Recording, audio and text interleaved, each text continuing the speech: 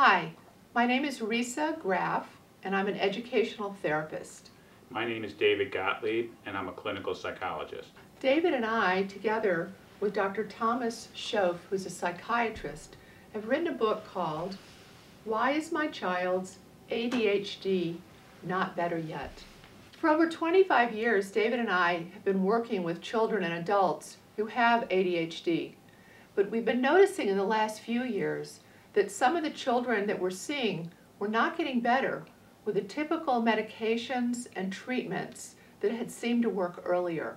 What we found is that a lot of children have a second diagnosis in addition to ADHD, which affects how they do.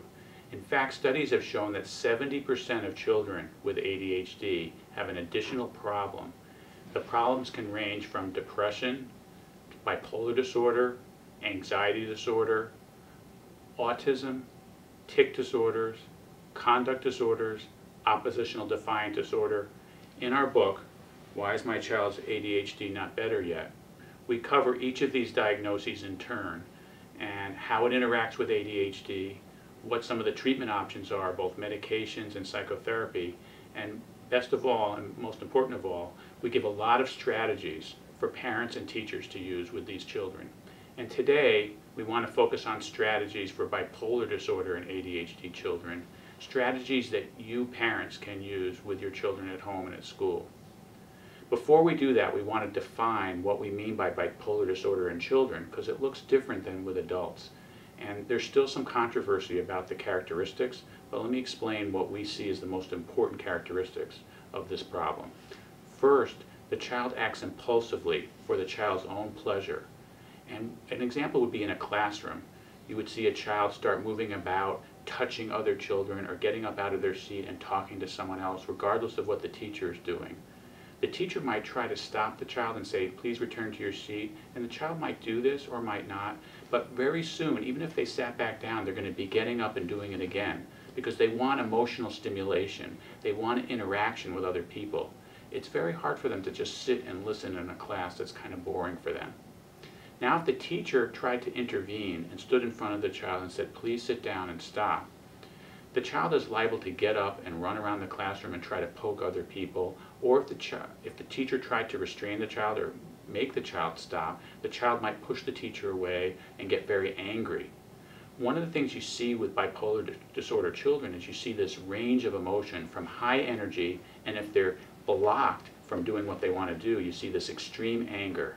And then there's also a quiet phase where they're not reacting with energy at times. And different than adults, you see rapid cycling. With adults, they might be in a state of elation for the whole day or for part of a day. But children, it might be 10 or 15 minutes, and they're cycling between this high energy state and this more normal energy state, and it can happen repeatedly throughout the day. When bipolar disorder occurs with ADHD, you see even more disorganization and distractibility than you would see with just ADHD alone. And you see a lot of impulsivity throughout the day, regardless of how emotional the child is at that point in time. They're pretty impulsive. So how do you help these children to learn, and how do you help these children at home? It's a really difficult problem.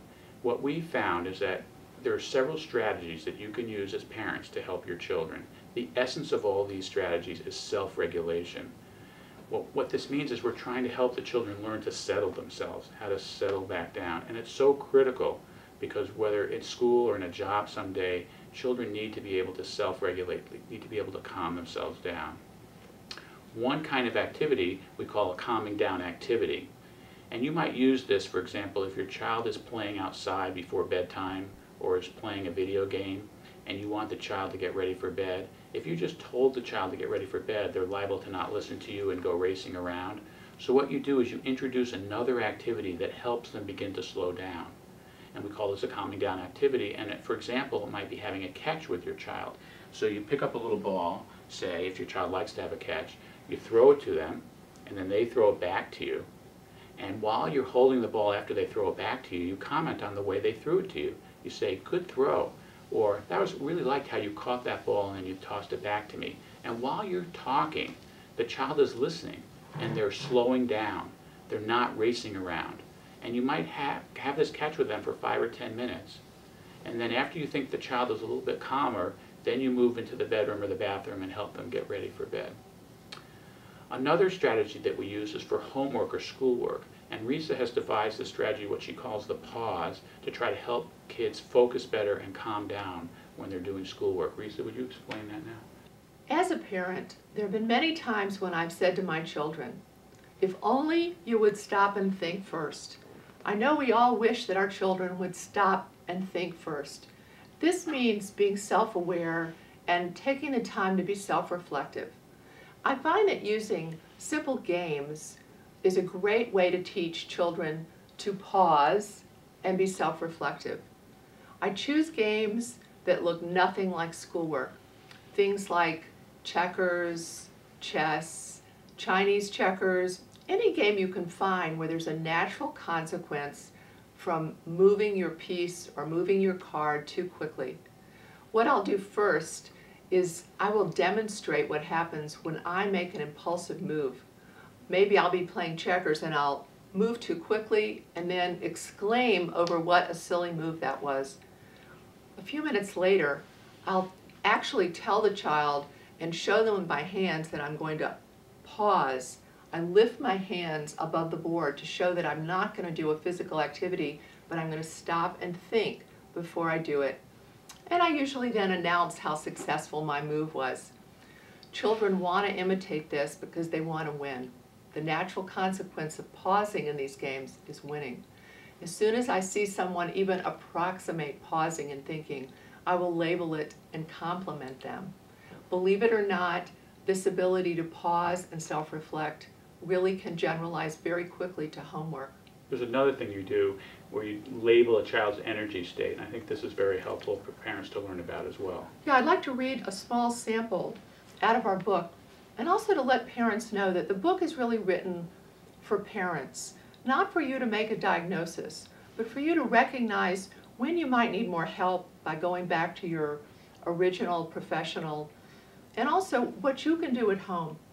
One way to build self-awareness is to use pictures, maybe for a young child, or words to help your child recognize his or her own emotional state. You could choose labels that progress from the intense energy state to a state of calm.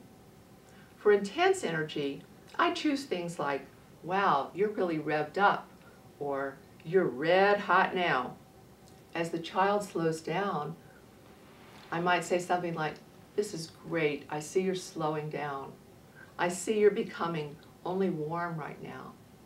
And then as the child is calm and hopefully able to focus on what you want them to focus on, you can say something like, I see that you're calm now. Wow, you're really focused on the game now. Or you're yellow hot. The idea is to teach the child to recognize their own energy state and then to label it. And when a child is having a hard time starting their homework, this can be extremely important. What I like about how Risa does that, if you notice, as she got to the calmer energy states, her tone of voice got calmer and her words got slower. So that helps the child to understand the label. All of these strategies you can use, and we demonstrate or we talk about a lot more detail in our book, Why is My Child's ADHD Not Better Yet? This last strategy that we talked about, the labeling, is very, very important. If a child learns when they're in a high energy state, then they can begin to apply some strategies themselves to slow down. The other strategies we talked about, like the calming down activity and the pause, those were adult directed. The adult did the activity with the child. But once a child realizes they're in a high energy state, once they can label for themselves, then they can begin to apply the strategies to help themselves calm down. There are many strategies in our book, and whether your child has a dual diagnosis or is just ADHD, we think that these strategies will make you as a parent feel more empowered for helping your child and for knowing when to ask questions or ask for extra help. The book is divided into sections. We cover each diagnosis or each problem that can occur with ADHD. We tell you what to look for, we tell you how to work with your child at home, and we give suggestions for teachers as well. The book is available online, and it's also available in your local bookstore.